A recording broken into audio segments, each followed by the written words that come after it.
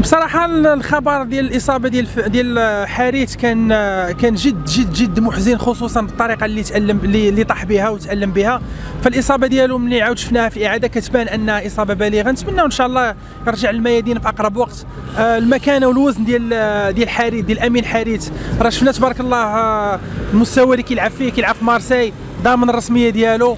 عاد تقصاو من تشامبيونز ليغ، يعني كانوا على شفا حفره انهم يتاهلوا للدوزيام تور.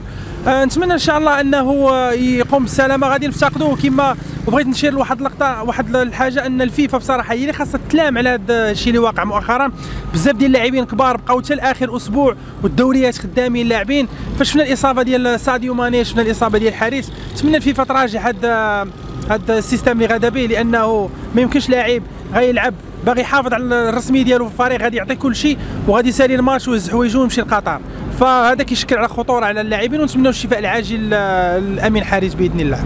باش نهضروا تكنيكمون، الوحيد اللي غادي يقدر يفصل في هذه المرحله، في هذه المساله هذه، هو وليد الركراكي. لا انا لا غيري من الشارع الرياضي، مع احترامي للجميع، ما غاديش نقدروا نعطيو واحد الاسم، لان اذا سولتي واحد ودادي غيعطي سميه ديال اللاعب ودادي، رجاوي غيعطي اللاعب الرجاوي.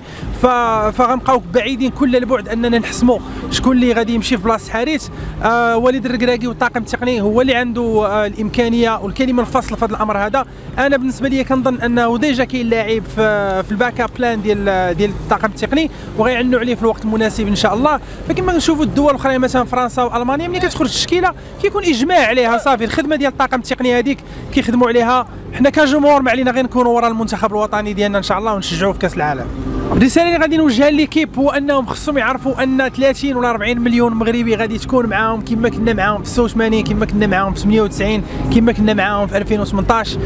سواء ربحوا، حنا ما كنتوقعوش غنفوزوا بكاس العالم طبعا، يعني غادي يكون شي حاجه زوينه، ولكن حنا ديما مع المنتخب ديالنا بغيناهم يلعبوا، بغيناهم ما يخافوش. تبارك الله ما كيلعبوا في مستويات عاليه، والدليل هو حكيمي كيلعب مع نيمار، كيلعب مع ميسي، زياش كيلعب في تشامبيونز ليغ، كيلعب في تشيلسي، بونو تبارك الله جائزه زامورا. يعني عندنا لاعبين من طراز ما نقولش عالي، غنقول طراز عالمي. والدليل انه راه كل سبت وحد كنشوفوهم في البين سبور انهم كيلعبوا في التشكيله الاساسيه.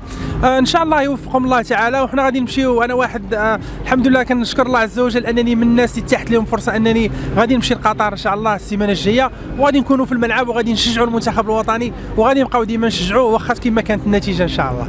الحظوظ ديال المنتخب الوطني غادي نقول انها ان ممكن المنتخب عنده امكانيه كبيره انه يحقق المفاجاه. انا كنتوقع ان شاء الله ومتوقع من المنتخب انه يحقق اداء، يدير اداء اكثر من الاداء اللي دار في كوب دافريك، حيت كما قلت لكم اللاعبين ديالنا كلهم اغلبهم تبارك الله زايدين في الاوروب، كابرين في الاوروب، كما قلت لكم كيلعبوا في مستوى عالمي. فخاصهم هما متعودين على الاجواء العالميه، فكاس العالم ماشي شي حاجه اللي غادير لهم سسبانس وغادي تخلعهم.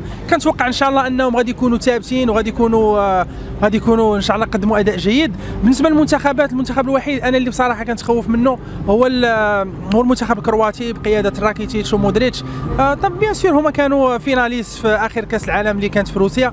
الباقي بصراحه بلجيكا منتخب عادي، ما غنقولش، مع احترامي للمتتبعين وعشاق المنتخب البلجيكي، لاعبين عاديين. عندنا لاعبين كيلعبوا في من غير دي بروين، عندنا لاعبين كيلعبوا في مستويات عاليه كحكيمي وكزياش. وكندا راه منتخب هو محترم في المتناول.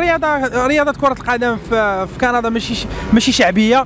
فحنايا كره القدم تقدر دابا اي زنقه مشيتي غتلقى الناس كيلعبوا كره، عكس كندا اللي عندهم الهوكي وعندهم داكشي ديالهم. فان شاء الله المنتخب الوطني غادي يبصم على واحد الدوره اللي غادي تكون جد ايجابيه ان شاء الله، وغادي نلبسوا القميص الوطني وغادي نمشيو مع المنتخب قطر وغادي نفتخروا اننا كنشجعوا المنتخب كما كانت النتيجه. المهم يشرفونا ان شاء الله ويماركيو باش نخرجوا نحتفلوا معاهم باذن الله.